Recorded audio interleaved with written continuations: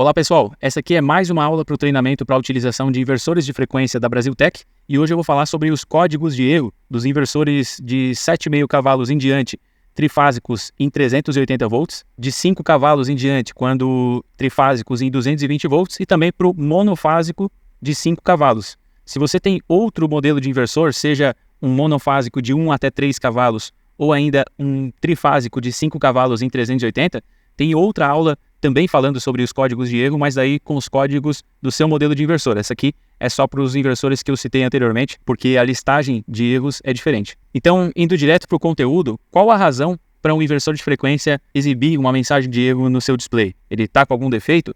Não necessariamente, pode até ser que sim, mas na maior parte dos casos não significa que o inversor está com defeito. Geralmente é alguma coisa relacionada ao inversor, pode ser alguma configuração, os periféricos à sua volta, a aplicação não está de acordo com a parametrização, de repente você colocou algum parâmetro errado, digitou alguma coisa errada também. Enfim, são vários fatores para o inversor apresentar uma mensagem de erro. Isso não significa que o inversor está com algum problema e muito menos que o inversor não tenha qualidade e por isso fica apresentando mensagens de erro. Muito pelo contrário, essas mensagens aqui, quando elas são apresentadas nos momentos corretos, elas podem proteger o próprio inversor, podem proteger o motor e até mesmo o mecanismo da máquina, já que o inversor trabalhando de maneira incorreta poderia danificar não só o motor, quanto o maquinário também, pode dar tranco. Enfim, é muito bacana que se tem essa opção dos códigos de falha aqui, só que o operador precisa também saber o que fazer quando verificar que está tendo alguma dessas falhas. Nessa aula, então, eu vou falar sobre os códigos de falha. Eu fiz um arquivo aqui. Todas essas informações aqui elas já estão no manual. Deveria ser o primeiro impulso de alguém que faz a instalação de um inversor de frequência, buscar o manual assim que vê alguma coisa que não sabe do que se trata. Criem esse hábito de analisar o manual, de abrir o manual, verificar, buscar as informações. É muito mais rápido você buscar a informação correta direto na fonte do que tentar entrar em contato com um amigo, com o vendedor, com o representante, com o suporte técnico. É lógico que você pode buscar ajuda, mas geralmente buscar ajuda acaba demorando muito mais. Às vezes demora um dia para conseguir a informação que você precisa, enquanto que se você buscar no manual, em alguns poucos minutos você encontra. Basta dedicar alguns poucos minutos para encontrar a informação que você precisa e se focar um pouquinho também para ler e entender. Prestar atenção mesmo para que a leitura possa ser aproveitada. Também não adianta encontrar a informação e não saber fazer nada com ela. Então, aqui está bem fácil, né? Eu tenho todos os códigos de erro aqui listados, está tudo em português. Tenho os códigos de erro, tem qual que é o erro, né? Temos, por exemplo, aqui o erro 01. O que é? É a proteção do inversor ativou.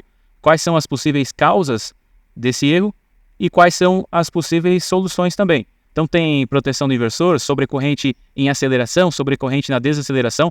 São dois erros diferentes com duas listas aqui diferentes de possíveis causas. Algumas possíveis causas acabam convergindo, né, para os dois erros, mas não todas. Algumas causas aqui são específicas de um erro ou de outro. Então nós temos vários erros aqui, eu vou disponibilizar esse arquivo lá junto com os manuais, vai ser um arquivo separado dos manuais, específico para os erros aqui, para agilizar a vida de quem está com um código de erro no seu inversor e está buscando a solução. Esse é o caminho de fato, busque a solução, busque o arquivo com essa lista aqui de códigos de erro e aí você vai conseguir descobrir o que está acontecendo e como solucionar esse problema. Eu vou pegar um erro aqui como exemplo só para poder explicar. Vamos supor que no display do seu inversor está aparecendo o erro 14. O erro 14 o que é? Sobreaquecimento do inversor. Então, o problema ele não está relacionado à tensão, não está relacionado à corrente, ele está relacionado à temperatura. Você não precisa medir corrente, você não precisa verificar se tem um curto-circuito na saída. O que você precisa fazer é verificar o que está causando um sobreaquecimento. O que pode ser? Aqui está falando de 3 possíveis causas e tem 3 possíveis soluções. Uma das possíveis causas é a temperatura do painel muito alta. Essa aqui é a principal, tá? Ela até está em primeiro aqui. Não necessariamente isso aqui vai estar em ordem de importância, mas nesse caso sim. A principal de todas é a temperatura do painel muito alta. O pessoal esquece que os inversores são equipamentos que naturalmente esquentam bastante. É normal que o inversor, todo equipamento eletrônico que vai chavear potência, naturalmente ele vai esquentar. Independente de marca, independente de modelo, todo inversor de frequência vai esquentar. E quanto maior a potência que ele está chaveando, maior vai ser esse aquecimento. Então, de repente, no seu inversor, se for pequenininho, uma correntezinha baixa, não vai esquentar tanto.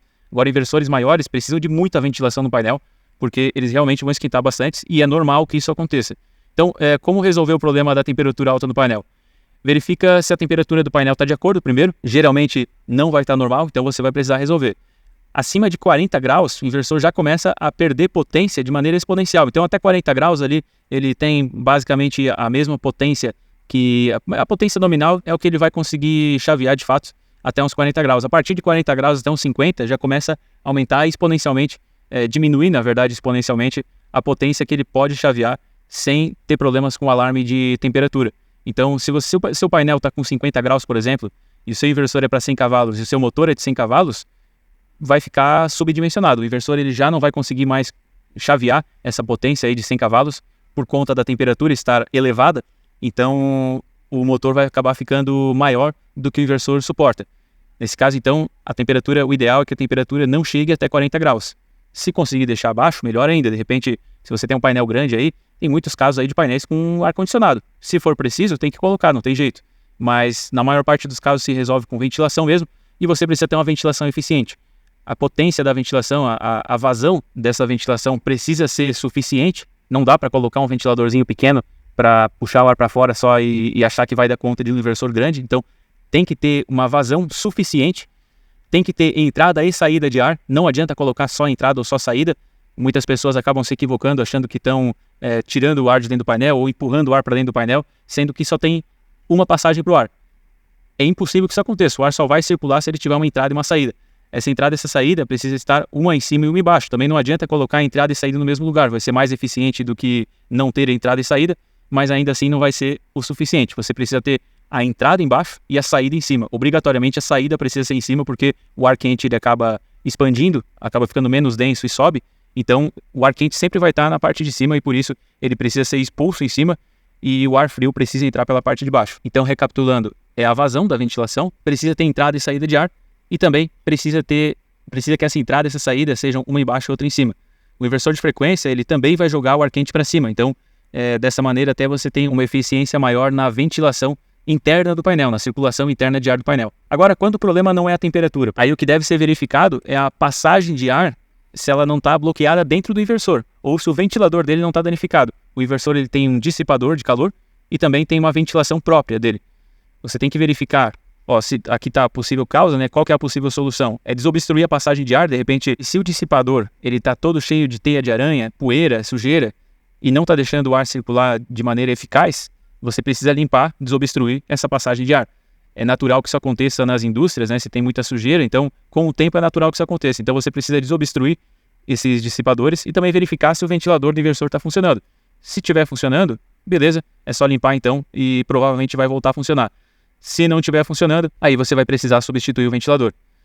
Outra possível causa, problemas do inversor. Então, nós tivemos aqui duas possíveis causas. A principal delas aqui, outra que pode acontecer com o tempo também, e uma que é bem menos provável, mas pode acontecer também, que é de problema no inversor. As duas primeiras, elas são solucionáveis, né?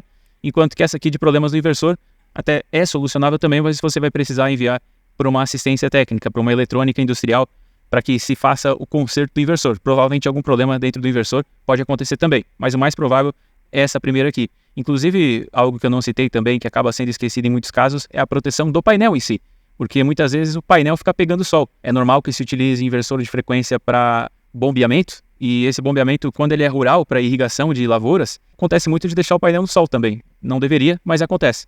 Então, faça uma proteção para o painel para ele não ficar no sol. Nós temos temperaturas de 40 graus na sombra até em muitos casos. Imagina se pegando sol. Então a temperatura passa aí com o inversor desligado, a temperatura já passaria dos 60 graus. Imagina com o inversor ligado. Então é importante que se tenha cuidado com isso também.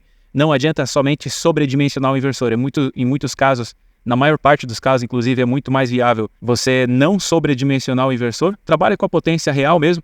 Verifica pela corrente, né? A corrente máxima de saída do inversor e a corrente também do motor. Deixa o inversor trabalhando com uma corrente menor do que é a capacidade máxima dele, lógico, né? Tem que ser um pouquinho menor, não pode ser maior.